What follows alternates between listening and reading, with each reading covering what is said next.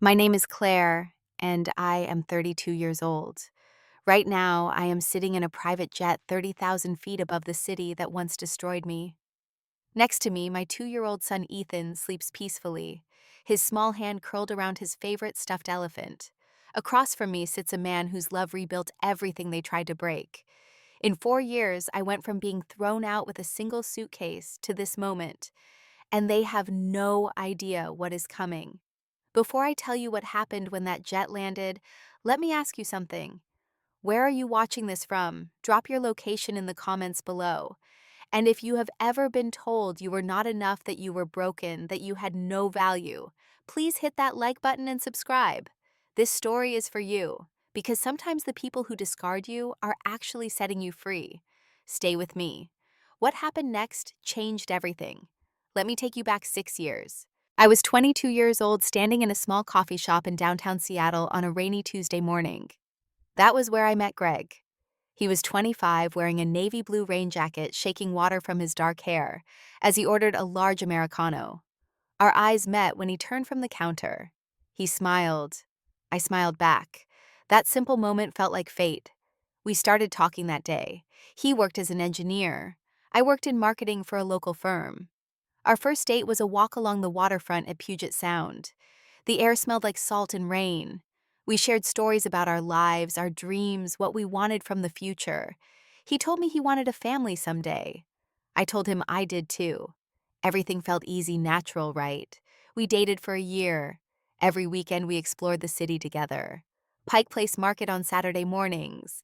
Hikes up Rattlesnake Ridge when the weather cleared. Movie nights in his small apartment in Capitol Hill, where we made popcorn and argued playfully about which films were better.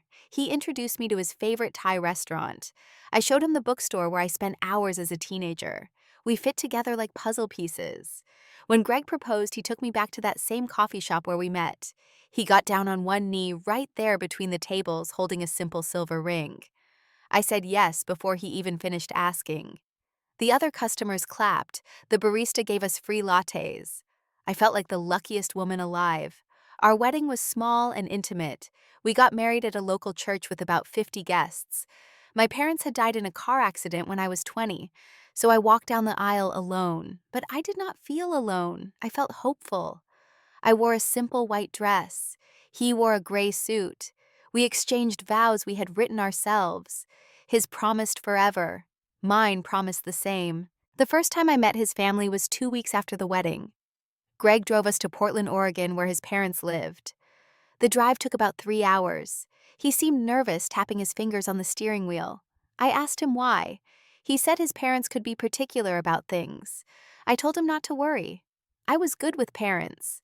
Their house stood in a quiet suburb, a 2-story Victorian painted pale yellow with white trim.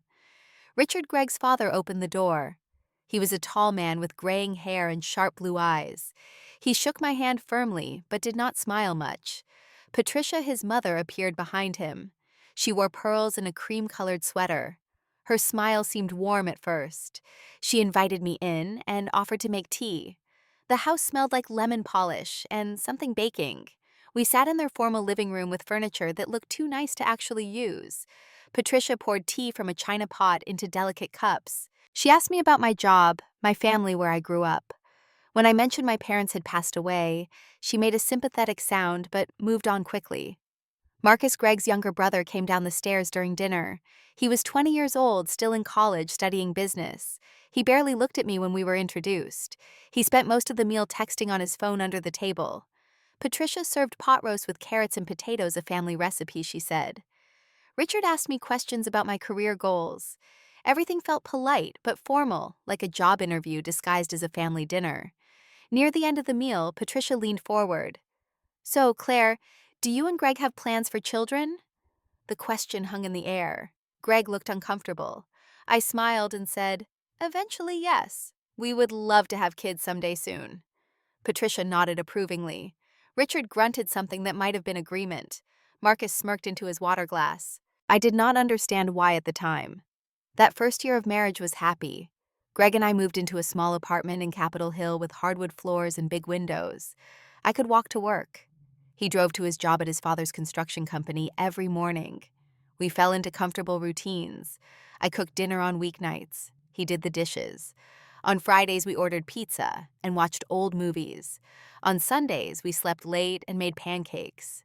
6 months into our marriage, we started trying for a baby. Neither of us thought it would be difficult. We were young and healthy. I imagined decorating a nursery, picking out tiny clothes, holding a baby that had his eyes and my smile. We talked about names. He liked traditional names like James or Elizabeth. I preferred something more unique. We laughed about it, certain we would have plenty of time to decide. But months passed, one cycle, then another, then another. Each time I took a pregnancy test and saw only one line, my heart sank a little deeper. I started tracking everything, my temperature every morning, the days I was most fertile. I bought ovulation test strips in bulk. Our bedroom became less about intimacy and more about timing schedules, optimal windows. Greg stayed patient at first. He would hold me when I cried after another negative test. He would say, "It will happen when it is meant to happen."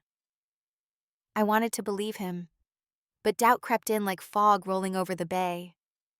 What if something was wrong with me? We spent that first year visiting his parents every other weekend. The dinners became harder. Patricia always asked if there was any news. When I shook my head, her smile would tighten. Richard would change the subject to business, asking Greg about projects at the company. Marcus made jokes about us having too much fun to settle down. But his jokes felt mean, not playful. One evening, about 18 months into our marriage, we took a trip to Bend for a long weekend. We hiked around Crater Lake, the water so blue it did not look real. We stayed in a small cabin with a fireplace. I remember lying in bed that night, looking at the wooden beams on the ceiling, asking Greg if he thought something was wrong with us. He kissed my forehead and said we should see a doctor if it would give us peace of mind. I agreed. She smiled at Greg across the breakfast table that morning, hiding the test in her pocket. She did not know this would be the beginning of everything falling apart. The appointment with Dr. Anderson happened on a Thursday afternoon. Her office was in a medical building downtown, sterile and white, with magazines in the waiting room that nobody actually read. Greg came with me. He held my hand while we waited. A nurse called my name. We followed her back to an exam room that smelled like antiseptic. Dr. Anderson was kind of woman in her 50s with gentle eyes and graying blonde hair pulled back in a bun. She asked questions about my cycles, how long we had been trying, whether I had any pain or irregular symptoms. I answered everything honestly. She ordered blood work and an ultrasound. Greg squeezed my hand throughout the exam. The nurse drew 5 vials of blood. My arm bruised purple afterward. The ultrasound technician squirted cold gel on my stomach. The screen showed grainy black and white images I could not interpret. She moved the wand around, clicking and measuring things. She did not say much. When it was over, she handed me paper towels to wipe off the gel and said the doctor would discuss the results. We waited 2 weeks for those results. 2 weeks of pretending everything was normal. 2 weeks of me lying awake at night, running through every possibility. Greg tried to distract me. He planned a movie night. He surprised me with takeout from my favorite Vietnamese place, but nothing could quiet the anxiety humming under my skin. Dr. Anderson called on a Monday. She asked us to come in. That felt like a bad sign. Good news comes over the phone. Bad news requires an appointment. We sat in her office the next morning. She had my file open on her desk. She folded her hands and looked at me with sympathy. "The test results show your hormone levels are within normal ranges," she began. That should have been good news, but her tone suggested there was more. "However, I want to refer you to a fertility specialist. Sometimes these things just take time, but a specialist can run more comprehensive tests." That was how we ended up at the Seattle Fertility Center 3 weeks later. Dr. Rachel Kim was the specialist, a sharp woman in her 40s who had published research on reproductive medicine. Her office had diplomas covering one wall. She ordered more tests. So many tests. Blood work again, different panels this time. Another ultrasound, more detailed. Something called a hysterosalpingogram that checked whether my fallopian tubes were blocked. That test hurt. I cried in the recovery area while Greg rubbed my back. Greg had to provide a sample too. He was embarrassed but did it. His results came back perfect. Excellent count. Great motility, everything optimal. The problem was not him. That left only one possibility. A full year had passed since we started trying. 2.5 years into our marriage. I was 25 years old, but I felt ancient, like my body was failing at the one thing it was supposed to do naturally. Friends from college started posting pregnancy announcements on social media. I stopped logging into those accounts. Every baby shower invitation felt like a knife. The day we got my final diagnosis was October 15th. I remember because it was raining again, that endless Seattle rain that makes everything gray. We sat in Dr. Kim's office, same chairs as before, but this time she had a thick folder of test results. She spoke in medical terms first. Diminished ovarian reserve, low AMH levels, poor response to hormonal stimulation. Then she translated into words I could understand. Your ovaries are not producing eggs the way they should for someone your age. Natural conception is highly unlikely. IVF is an option, but given your specific results, the success rate would be very low, probably less than 15% per cycle. 15%. I heard Greg inhale sharply beside me. Dr. Kim continued talking about options, about donor eggs, about adoption, but her voice became background noise. I stared at a spot on her desk where the wood grain formed a pattern like a river. My whole future narrowed to that 15%. I had spent my whole life being told I could do anything, be anything. But my body could not do this one fundamental thing. Greg drove us home in silence. Rain pelted the windshield. The wipers squeaked back and forth. I pressed my forehead against the cold window and watched the city blur past. When we got to our apartment, I went straight to the bedroom and lay down on top of the covers, still wearing my jacket and shoes. Greg sat on the edge of the bed but did not say anything. What was there to say? That night I cried until my throat was raw and my eyes swelled shut. Greg held me at first, then eventually fell asleep beside me.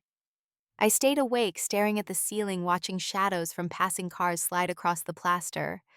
Something shifted inside me that night. Not just sadness, something heavier, shame, like I had disappointed everyone without meaning to.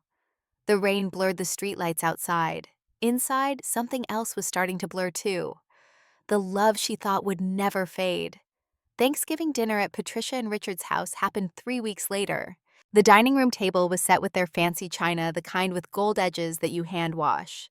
The turkey sat in the center, perfectly browned. Side dishes filled every available space. Sweet potatoes with marshmallows, green bean casserole, cranberry sauce in a crystal bowl. It looked like a magazine spread. 10 people crowded around that table. Richard and Patricia at either end. Greg and I on one side, Marcus across from us with his new girlfriend, a blonde named Ashley, a few cousins, and an aunt whose name I forgot. Everyone talked and laughed while we passed food around. I pushed mashed potatoes around my plate and tried to smile at the right moments.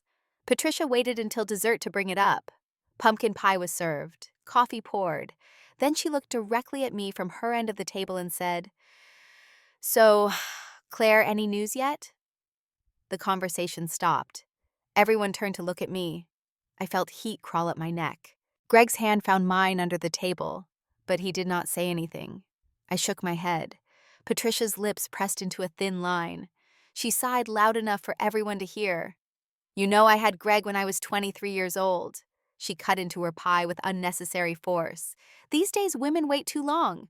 Careers travel all those modern ideas, but biology does not wait." Richard grunted his agreement. "A man needs heirs. That is how family businesses continue. Generations passing down what they built." Marcus leaned back in his chair smirking. "Maybe they are just having too much fun traveling to settle down." He said it like a joke, but it landed like an insult. Ashley giggled beside him.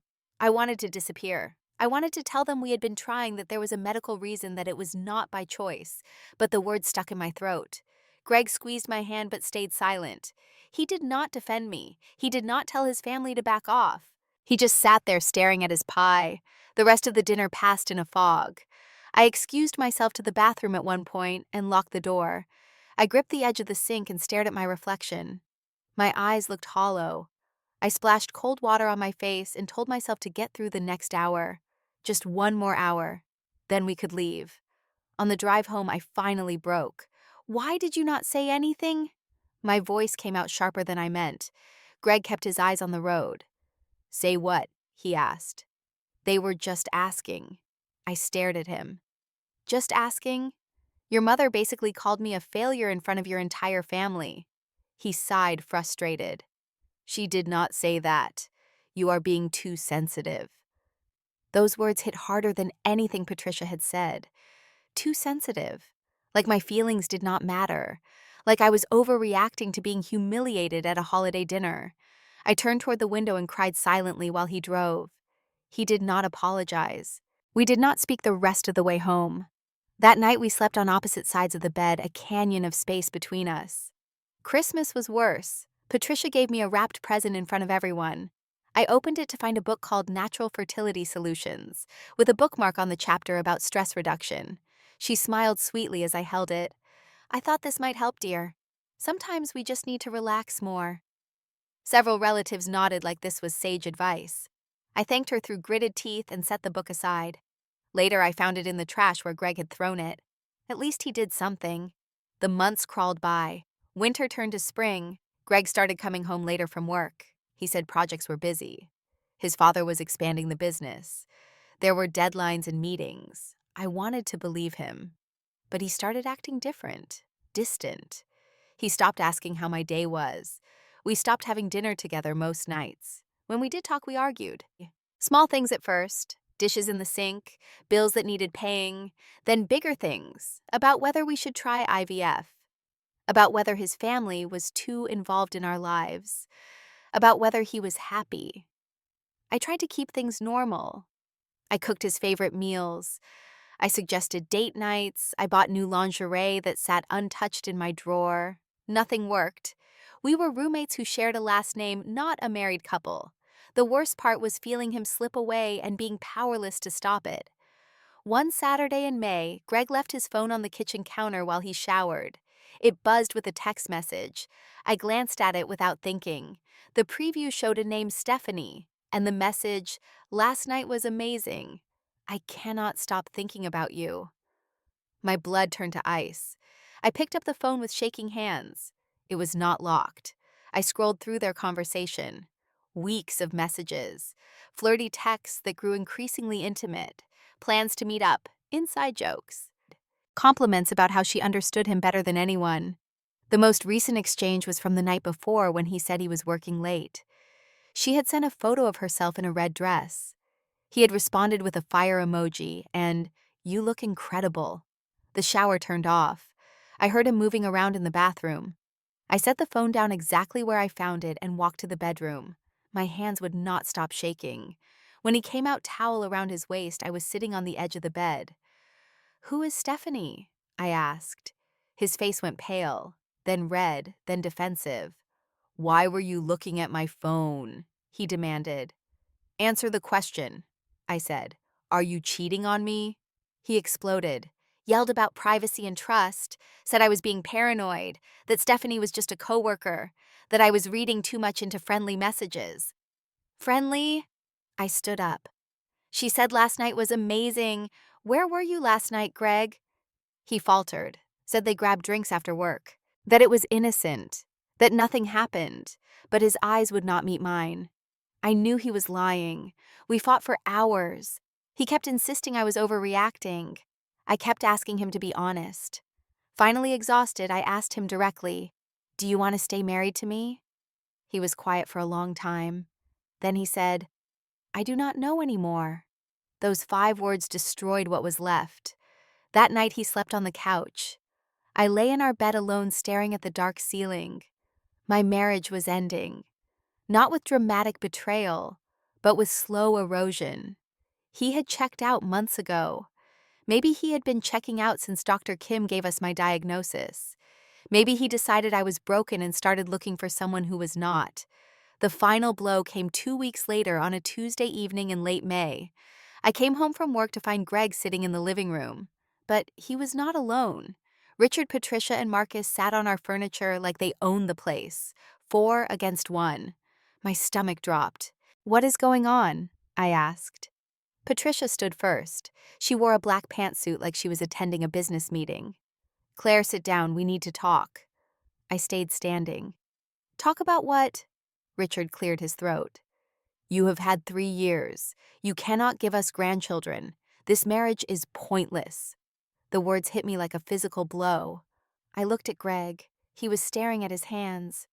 "You brought your parents here to tell me this?" My voice shook. He finally met my eyes. "Mom and Dad are right. I want children. You cannot give me that. We are just wasting time." I could not breathe. "We can adopt. We can try IVF. Please."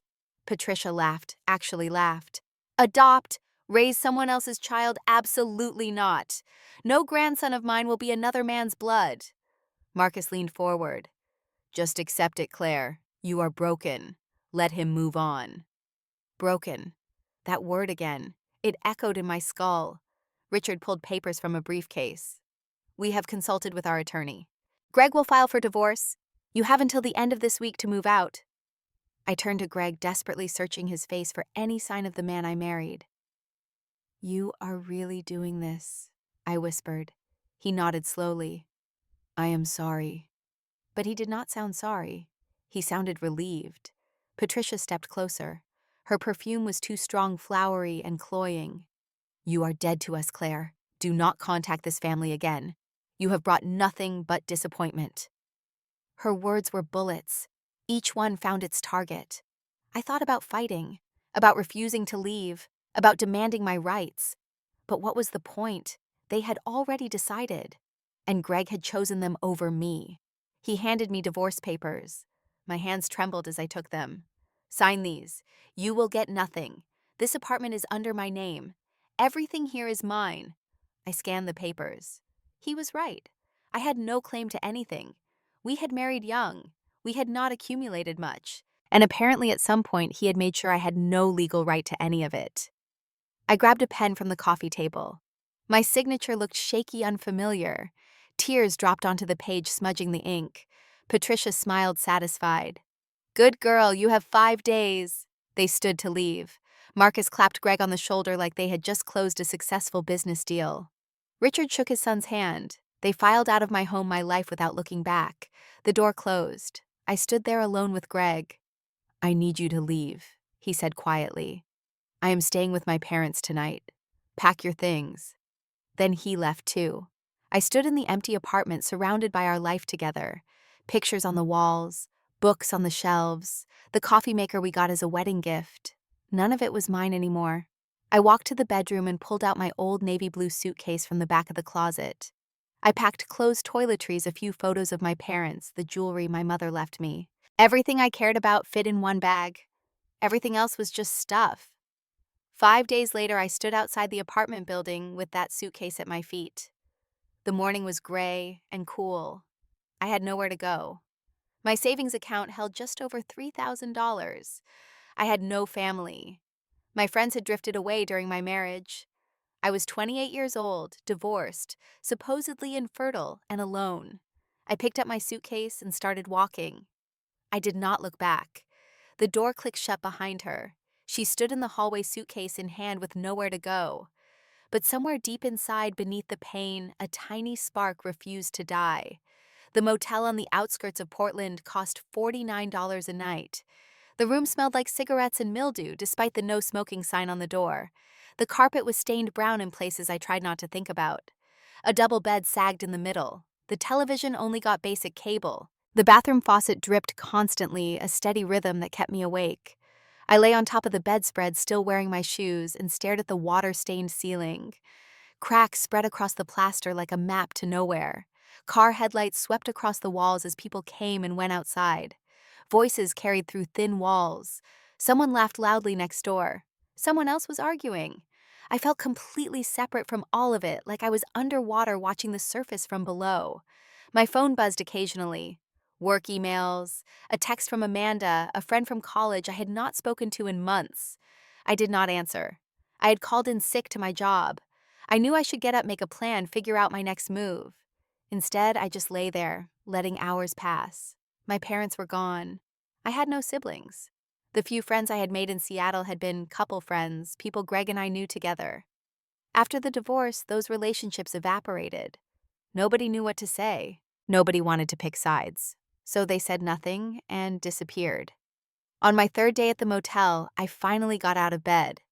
I showered in the tiny bathroom, water pressure barely more than a trickle. I got dressed. I walked to a diner down the street and ordered coffee and toast.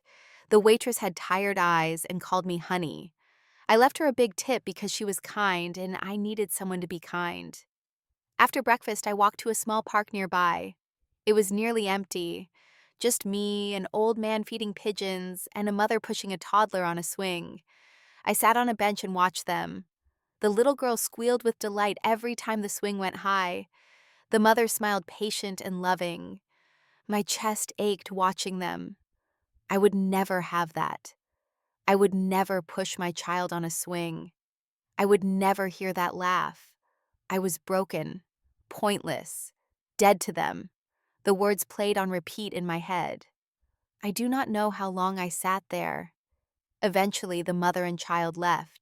The old man ran out of bread and shuffled away. The sun moved across the sky.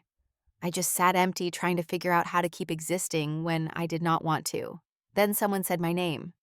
Claire. I looked up. Amanda stood there wearing running clothes, earbuds around her neck, looking at me with concern. Oh my God, it is you. I thought that was you. Are you okay? I opened my mouth to lie to say I was fine, but nothing came out. Instead, tears started falling. I could not stop them.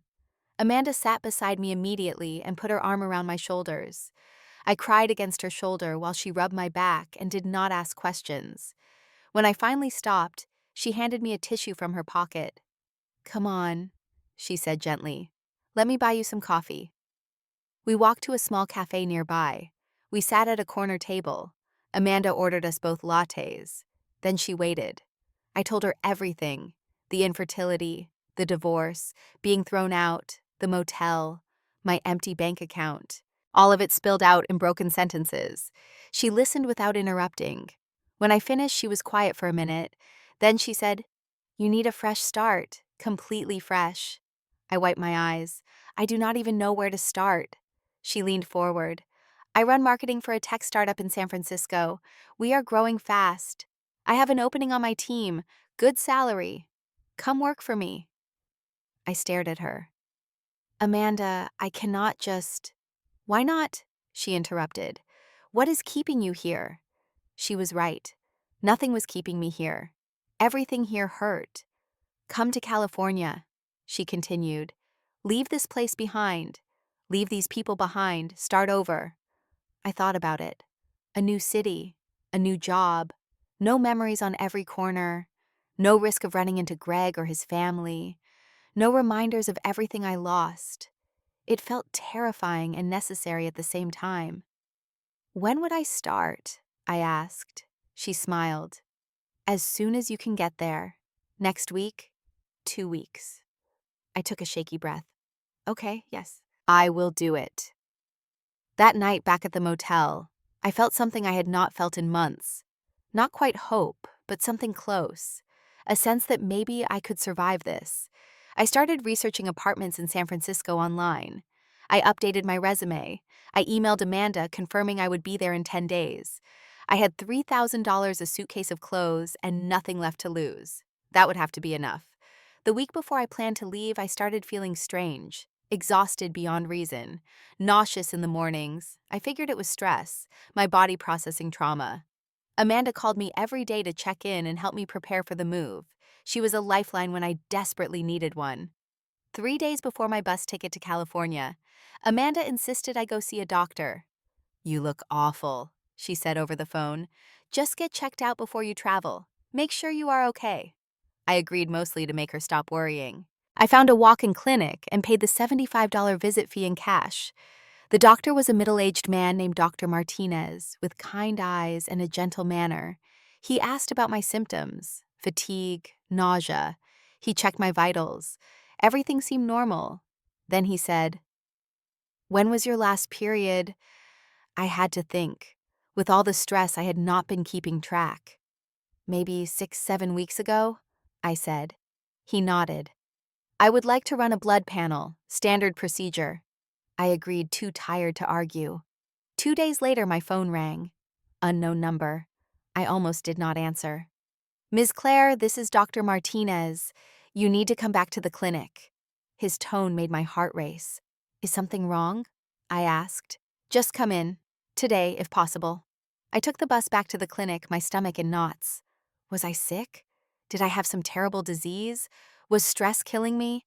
Dr. Martinez met me in the same exam room as before. He had my file open. He looked at me seriously. Then he said 6 words that stopped my world. "Ms. Claire, you are pregnant." I laughed. Actually laughed. "That is impossible. I am infertile. I was told I could not conceive naturally." He shook his head. "Your blood work is definitive. Your HCG levels indicate you are about 6 weeks along. Congratulations." I stopped laughing. My hands went numb. "But the doctors in Seattle said—" He held up a hand. "Sometimes medicine cannot explain everything. Sometimes what seems impossible happens anyway. You are pregnant. The baby appears healthy based on your hormone levels." I put my hand on my stomach flat and unchanged. Inside me, a life was growing. A baby. My baby. The thing they said I could never have. The thing they divorced me for not providing. And now, after everything here, it was. "Does anyone else know?" Dr. Martinez asked. I shook my head. He smiled kindly. "Well, you should probably tell the father." "Tell Greg, tell his horrible family. Let them know that the broken woman they discarded was carrying their grandchild." Every cell in my body screamed no. They threw me away. They said I was dead to them. They did not deserve to know. "No," I said firmly. Dr. Martinez looked surprised. "No." I met his eyes. "The father is not in the picture. I will be raising this child alone." He studied me for a moment, then nodded. "All right, let me give you some information about prenatal care. You will need to find an OB in—" "Where are you living?" "San Francisco," I said. "I am moving there in 2 days." He wrote down some names of clinics, handed me prenatal vitamin samples, gave me pamphlets about pregnancy. I took everything in a daze. On the bus back to the motel, I held my hand over my stomach. A baby. My baby. They said I was worthless without one. They destroyed my life because I could not give them this. And now I had it, and they would never know. The thought filled me with fierce protectiveness. This child was mine, only mine. They did not get to be part of this. They did not get to take credit or feel vindicated or anything. They chose to cut me out, so they stayed cut out. That night I lay in the awful motel bed for the last time and whispered to my stomach, "I do not know how I am going to do this, but I promise you we are going to be okay. Better than okay. We are going to have a good life. Just you and me." A tiny flutter of something warm moved through my chest. Not quite happiness yet, but the possibility of it. For the first time in weeks, I felt like I had a reason to keep going. 2 days later, I boarded a Greyhound bus to San Francisco. My suitcase went underneath. I took a window seat. As Portland disappeared behind me, I did not cry. I did not look back. I looked forward, toward a new city, a new job, a new life, and toward the tiny person growing inside me who would never know rejection, never feel unwanted, never be called broken. I would make sure of that. She watched Portland disappear in the rearview mirror. They had thrown her away like she was nothing. But she was carrying something they said she could never have. And she would make sure they never knew. Not yet. San Francisco hit me like a wave. The hills, the fog, the energy of the city, all of it felt overwhelming and alive. Amanda helped me find a small studio apartment in the Mission District. It was tiny, maybe 400 square feet total, but it had big windows and got good afternoon light. Rent was expensive, more than I wanted to pay, but Amanda assured me the salary would cover it. I started working at her company the following Monday. The startup focused on software solutions for small businesses. My job involved managing social media campaigns and creating marketing content. The office was in a converted warehouse space with exposed brick, standing desks, and free snacks everywhere. Everyone was young and enthusiastic. I felt old at 28, even though I was not. I worked hard, harder than I ever had. I arrived early and stayed late. I volunteered for extra projects. I learned everything I could, partly because I needed to prove myself, partly because staying busy kept me from thinking too much, and partly because I was building something. Not just a career, a foundation, a life for two. Nobody at work knew I was pregnant those first few months. I wore loose shirts. I kept crackers in my desk drawer for the nausea. I took my prenatal vitamins in the bathroom. Around month 4, I told Amanda. We were having lunch at a small Vietnamese place near the office. I just blurted it out. I am pregnant. She put down her spring roll. What? I nodded. She processed this. Then she hugged me tight. You are going to be an amazing mom. I found an obstetrician, Dr. Sarah Patel, who had an office near my apartment. She was wonderful, calm, and reassuring, and never made me feel judged for being a single mother. Every ultrasound, every checkup, she told me everything looked perfect. The baby was growing exactly as expected, healthy and strong. At 20 weeks, she asked if I wanted to know the sex. I said yes. It is a boy, she told me with a smile. A boy. I would have a son. I cried right there on the exam table looking at the grainy black and white image of his profile on the screen. Dr. Patel handed me tissues and said, "Happy tears are my favorite kind." I named him Ethan, not after anyone, just because I loved the name. It meant strong and firm. That felt right. I wanted him to be strong, stronger than I had been. I started buying baby things slowly. A crib from a secondhand store, tiny clothes from Target, a changing table I assembled myself in my apartment, cursing and laughing at the confusing instructions. Work became my sanctuary.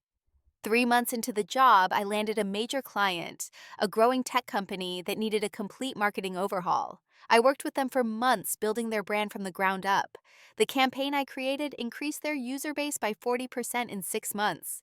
They were thrilled. My boss was impressed. Amanda bragged about me to everyone. Around month 7 of my pregnancy, Amanda pulled me aside one day.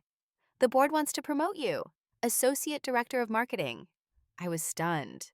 Already? She grinned. You earned it. You are brilliant at this. Say yes. I said yes. The new position came with a significant raise, $60,000 more per year. Suddenly, I could afford a better apartment. I could save money. I could breathe. When Ethan was born on a cold January morning, Amanda was there. Labor lasted 14 hours. It hurt more than anything I had ever experienced. But when they placed him on my chest, wrinkled and screaming, and perfect everything else disappeared. I counted his fingers and toes. I touched his soft dark hair. I looked into his eyes when they finally opened dark blue and unfocused. Hi, baby, I whispered. I am your mom. I have been waiting for you. Those first months of motherhood were brutal. Sleepless nights, endless diapers, nursing struggles, worries about every little thing. But also moments of pure magic. The way he smelled, the tiny sounds he made, his first real smile at 6 weeks, rolling over, sitting up, babbling. Every milestone felt like a victory. I balanced work and Ethan with help from daycare and Amanda, who became his honorary aunt. She babysat when I had evening meetings. She brought over dinner when I was too exhausted to cook. She celebrated every one of his firsts like he was her own nephew. By the time Ethan turned 1, I had been promoted again, this time to VP of Marketing. The title felt surreal. I was making good money, more than I had ever imagined. I bought a 2-bedroom condo in a nice building with a doorman and a view of the bay. I furnished it carefully. I hung art on the walls. I built the home I had always wanted, just me and Ethan. Around that time, I attended a tech conference in Silicon Valley. It was a massive event with hundreds of attendees, networking sessions, panel discussions. I was on a panel about innovative marketing strategies. During a break, I went to refill my coffee. The line was long. I stood there scrolling through emails on my phone when someone behind me said, "Excuse me, is this the decaf?" I looked up. The man was tall, maybe 6'2", with dark hair graying at the temples and striking blue eyes. He wore a well-tailored navy suit. He smiled apologetically. "I cannot handle caffeine this late in the day, or I will be up all night." I pointed to the carafe. "That one is decaf." He thanked me. As he poured his coffee, he knocked over a stack of napkins. They scattered across the table. We both reached to pick them up at the same time and nearly bumped heads. We laughed. "I am usually more coordinated," he said. "Today is apparently not my day." "I think we all have those," I replied. He extended his hand. "Nathan Pierce." I shook it. "Claire." We started talking. He was an investor, ran a venture capital fund that focused on early-stage tech companies. He had just listened to 3 pitches that morning and was exhausted. I told him about my panel. He said he had heard about it, that the feedback was excellent. We talked for 20 minutes easily, naturally. When his phone buzzed, he glanced at it and sighed. I have another meeting, but would you want to grab dinner tonight? Continue this conversation. I hesitated. I do not really date. He tilted his head. Not a date. Just dinner between two people who work in the same industry. Networking. I smiled. All right, networking dinner. We met at a small Italian place in Palo Alto. The conversation flowed like we had known each other for years. He told me about growing up in Boston, studying economics at Harvard, working in finance before starting his own fund. I told him about my career, about moving to San Francisco, about building everything from nothing. I did not mention Greg or the divorce or any of it. That was old history. Halfway through dinner, he asked, "Are you married?" I met his eyes. No, divorced, and I have a son, Ethan. He is 15 months old. I waited for his reaction. Men usually became less interested once they learned about Ethan. Nathan just nodded. How old? 15 months. He smiled.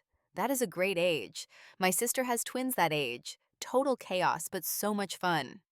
He did not run, did not change the subject, did not treat it like a problem. We started seeing each other, slowly at first. Coffee meetings, lunch when we were both in the city. Gradually it became more. Real dates. He took me to the opera. I was not a huge fan, but he was so excited about it that his enthusiasm was contagious. We hiked in Muir Woods on a Sunday morning. We cooked dinner together at my place one evening while Ethan played with blocks on the floor. The first time Nathan met Ethan officially, I was nervous. We met at a park on a Saturday. Ethan was shy at first, hiding behind my legs. Nathan crouched down to his level. Hi, Ethan. I am Nathan. Is it okay if I hang out with you and your mom today? Ethan peeked at him. Nathan had brought a small soccer ball. He rolled it gently toward Ethan. Ethan giggled and rolled it back. They played for an hour. By the end, Ethan was calling him Nathan and asking if he could come back. After 6 months, Nathan told me he loved me. We were sitting on my couch after Ethan was asleep. He just said it, simple and honest. I love you. I love Ethan. I love the life you have built. I want to be part of it if you will let me. I cried, happy tears this time. I love you too, I whispered. A year into our relationship, Nathan proposed. We were at Big Sur walking along the cliffs overlooking the ocean. Ethan was with Amanda for the weekend. The sunset painted everything gold and orange. Nathan stopped walking and turned to me. He got down on one knee right there on the trail. He pulled out a small velvet box. Claire, you are the strongest, smartest, most incredible woman I have ever met. Will you marry me? I said yes before he finished asking. We planned a small wedding for the following spring. But first, I had something I needed to do. I had been following Greg's family online, just occasional searches to see how they were doing. Richard's construction company had been struggling. The housing market had shifted. They had made bad investments. They were looking for investors to bail them out. I mentioned this to Nathan one evening. He looked at me curiously. Why do you care? I took a deep breath. Because I want to go back. I want them to see what they threw away. I want them to know I survived. I thrived. Without them. Nathan was quiet for a moment. Then he said, Are you sure you want to go back there? I nodded. I need to close this chapter. For me. Not for them. For me. He understood. He always understood. Then let's make an entrance they will never forget. Nathan held her hand. Are you sure you want to go back there? She nodded. They need to see what they threw away, and I need to show them I survived without them. He smiled. Then let's make an entrance they will never forget. Planning the trip took 2 weeks. Nathan had connections with a charter jet company. He arranged for a private flight from San Francisco to Portland. It cost more money than I used to make in a year, but he insisted. If we are doing this, we are doing it right. I bought a new dress, elegant and expensive navy blue silk that fit perfectly. I bought Ethan a little suit gray with a tiny tie. He looked adorable and confused when I put it on him. Nathan wore a charcoal Armani suit that made him look like he stepped out of a magazine. I found out through some online research that there was a charity gala happening in Portland on the exact weekend we planned to visit, the Oregon Business Alliance annual fundraiser. It was the kind of event Richard and Patricia attended every year. High society, big donors, networking for Portland's elite. Perfect. Nathan used his connections to get us tickets as major donors.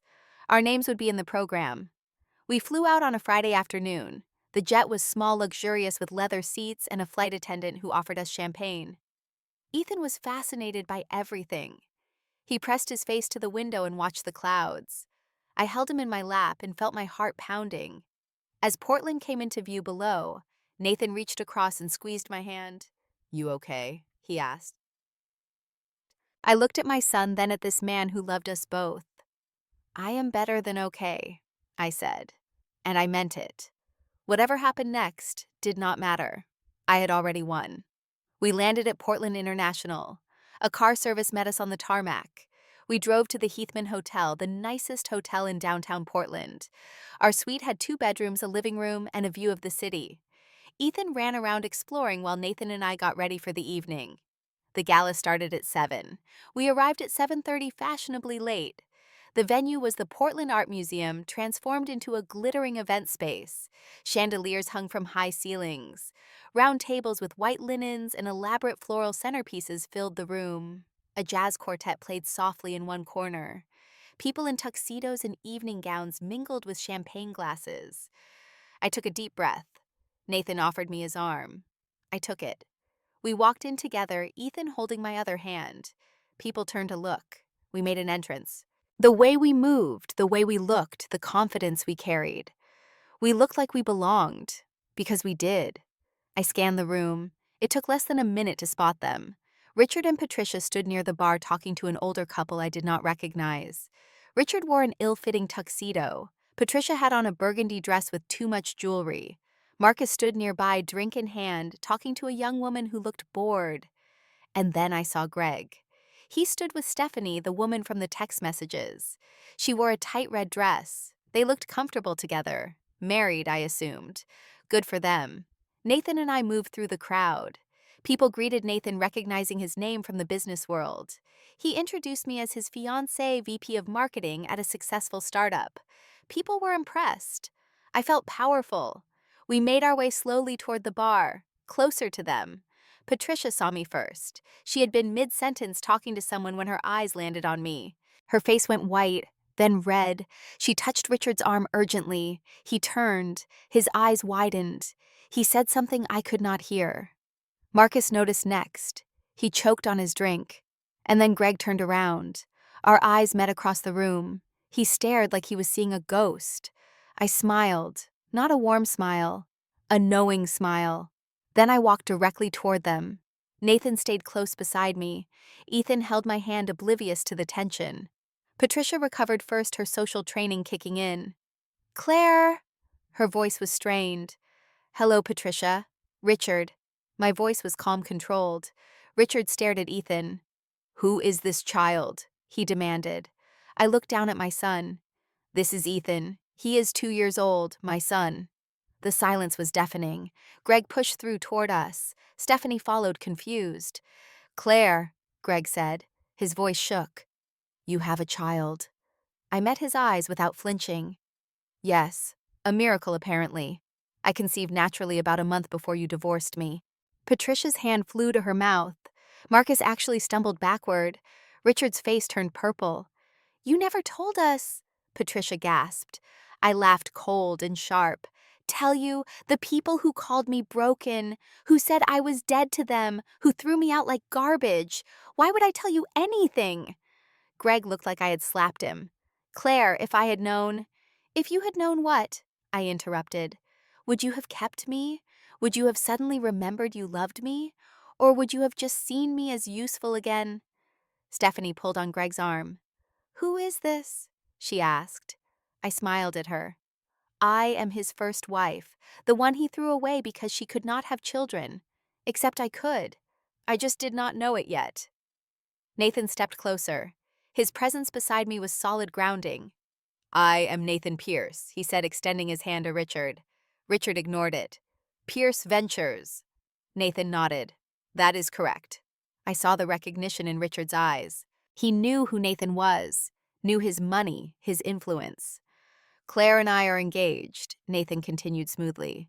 She is quite remarkable. I am very lucky. Marcus stared at me like he did not recognize me. You look so different, he mumbled. I smiled. I am different. I am free. I am successful. I am loved. I have my son. I have everything you said I could never have. Patricia tried to save face. Well, we are happy for you, dear. Perhaps we could talk. No, I said simply. There is nothing to talk about. You made your choice 4 years ago. You chose cruelty. You chose rejection. I am just here to show you what you lost. I bent down and picked up Ethan. He wrapped his arms around my neck. Say hi, I prompted gently. Ethan waved shyly at them. Hi, he said in his small voice. Patricia's eyes filled with tears. She reached toward him. I stepped back. No, I said firmly. You do not get to touch him. You do not get to know him. You gave up that right. Richard found his voice. He is my grandson. His words were cold, demanding. No, I said. He is my son. You are nothing to us. Greg's face crumpled. Claire, please, I made a mistake. If I had known... You made a choice, I corrected him. You chose to believe I was worthless. You chose to discard me. You chose them over me. Those were not mistakes. Those were decisions. And now you get to live with them. Stephanie pulled at Greg harder. Let's go, she hissed. Greg did not move. He just stared at Ethan like he was trying to memorize his face. Tears ran down his cheeks. I am sorry, he whispered. I am so sorry. For a moment I felt something. Not pity exactly, just sadness for all of it, for the years we wasted, for the pain he caused, for the man he could have been, but was not. I know, I said quietly, but sorry does not change anything. You need to let us go now. Nathan placed his hand on my back. Ready? He asked softly. I nodded. We turned to leave. Wait, Patricia called. We stopped. She stepped forward, mascara running down her face. Please, he is our family. I looked at her for a long moment. No, I said finally. He is my family. You had a choice 4 years ago. You chose wrong. Live with it. We walked away, through the crowd of people who had been watching whispering, out of the museum into the cool Portland night. The valet brought our car. Nathan held the door while I buckled Ethan into his car seat. As we pulled away from the curb, I looked back one last time. They were standing on the steps, Greg, his parents Marcus, watching us drive away. I did not wave. I just looked forward. In the car, Nathan asked, How do you feel? I thought about it. I expected to feel triumphant, vindicated, something big and dramatic. Instead, I just felt light. Free, I said honestly. I feel free. He smiled and took my hand. Ethan babbled happily in the back seat, playing with his stuffed elephant. We drove back to the hotel through the city lights. My past was behind me. My future sat beside me and in the back seat.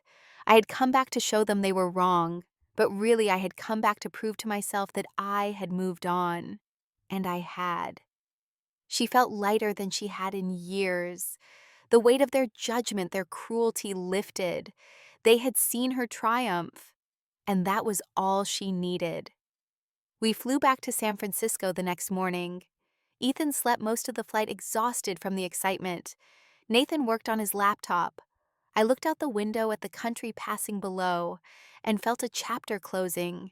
I did not feel angry anymore. I did not feel hurt. I just felt done. The past had lost its power over me. The months after Portland were peaceful. Nathan and I got married in April on a beach in Carmel. It was a small ceremony, maybe 30 people. Amanda was my maid of honor. Ethan was our ring bearer, toddling down the sandy aisle with the rings tied to a pillow. He made it halfway before sitting down to play with the sand. Everyone laughed. Nathan walked down and picked him up, carrying him the rest of the way. It was perfect. Imperfect and real and full of love. I wore a simple white dress, no veil, no train, just me. Nathan cried when he saw me walking toward him. We wrote our own vows. His promise to love and support me and Ethan for the rest of his life. Mine promised the same. When the officiant said we could kiss, Ethan squeezed between us, demanding to be included. We kissed with our son between us, our family. We honeymooned in Hawaii for a week. Ethan loved the beach. He chased waves and collected shells and got sand everywhere. Nathan taught him to swim in the shallow water. I watched them together and felt overwhelmingly grateful. This was my life now. This joy, this peace, this love. It was mine because I fought for it, because I survived, because I refused to believe I was broken. Work continued to go well. My team launched a campaign that won industry awards. I was interviewed for marketing podcasts. I spoke at conferences. Forbes featured me in an article about rising stars in tech. None of it went to my head. I stayed grounded, remembering where I came from, remembering the motel room and the empty bank account in the suitcase. I never wanted to forget that version of myself. She was the one who survived. She deserved to be remembered. A few months after the wedding, I received an email from Greg. The subject line just said, "Please read." I stared at it for a long time before opening. The message was long, rambling, full of apologies and regrets. He said he had made the worst mistake of his life, that he thought about Ethan every day, that he had divorced Stephanie because he could not stop comparing her to me, that his parents' business had gone bankrupt, that Marcus was working a regular job now, that everything had fallen apart. He asked if we could talk, if there was any chance for him to be part of Ethan's life, if I could ever forgive him. I read it twice. Then I closed it without responding. Nathan found me sitting at the kitchen table that evening, staring at nothing. "What is wrong?" he asked. I told him about the email. He sat down beside me. "What do you want to do?" he asked. I thought about it, really thought about it. "Nothing," I said finally. "I do not want to do anything. That part of my life is over. I do not hate him. I do not wish bad things for him. But I also do not want him in my life, or Ethan's life." Nathan nodded. "That is fair." Over the following months, there were more attempts. Patricia called. I did not answer. Richard sent a letter to my work address. I threw it away unopened. Marcus found me on LinkedIn and sent a message. I blocked him. They kept trying. I kept refusing. Not out of spite, just out of self-preservation. They had their chance. They chose to destroy me. I had moved on. I did not owe them anything. Ethan grew, started preschool, made friends, loved dinosaurs and trucks and bedtime stories. He called Nathan Daddy naturally without being prompted. Nathan adopted him legally when Ethan was 3. We had a small celebration at home with cake and balloons. Ethan did not understand what it meant yet, but someday he would. Someday he would know that family is not always blood.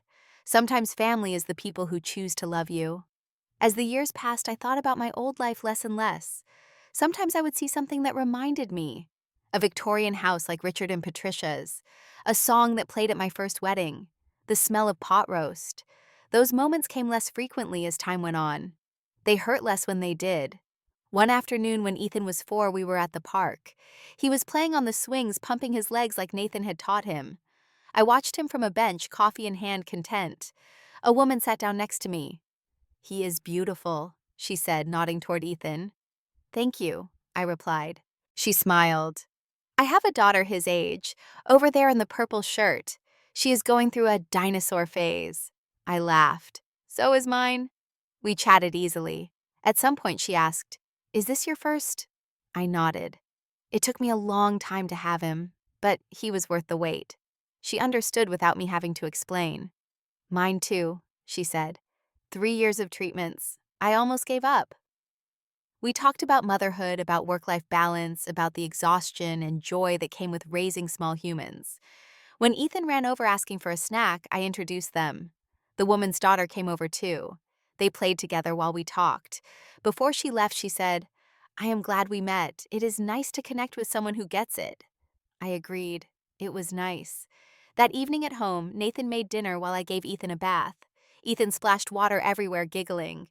"Mommy, watch this," he yelled, then dunked his whole head under water for half a second. He came up sputtering and laughing.